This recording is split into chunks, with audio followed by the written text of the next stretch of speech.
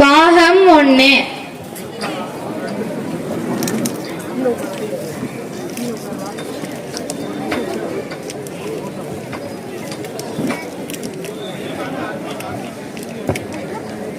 நீ வேற 5ஆப்பு முடிச்சிட்ட.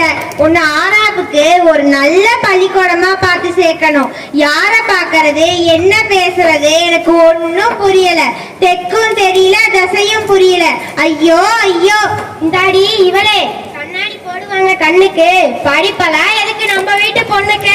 கையெழுத்து போட தெரிஞ்சா போதாதாக்கும். போய் ஆடு கோழியெல்லாம் மேய்ச்சிட்டு வர சொல்லு. ஏய் கிழவி, கம்முன்னு உக்காரியா இல்லையா? அதெல்லாம் உங்க காலம். என் பொண்ணு நல்லா படிச்சு நல்லா வருவா. ஓடி இவளே. ஏன்க்கா என்னாச்சு? ஏன் காலையிலே ஏன்க்கா என்னாச்சு? ஏன் காலையிலேயே இந்த கிழவி கிட்ட மல்லு கட்டிட்டு இருக்க? இந்த கிழவிக்கு என்ன?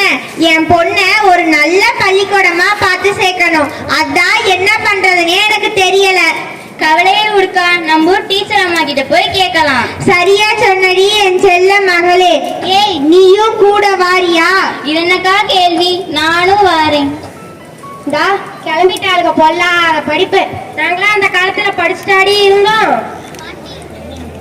பாட்டி, உங்களுக்கு மட்டும் படிப்பு இருந்தா உங்க மொத்த சொத்தையும் உங்க பசங்க கிட்ட எழுதி கொடுத்துட்டு இப்படி ஏமாந்து போய் உட்கார்ந்துருப்பீங்களா?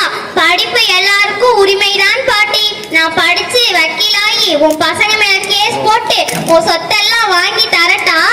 அடியாத்தி, இந்த வயசுலயே இம்புட்டு அறிவா பேசுறியே. போத்தா, போய் நல்லா படி.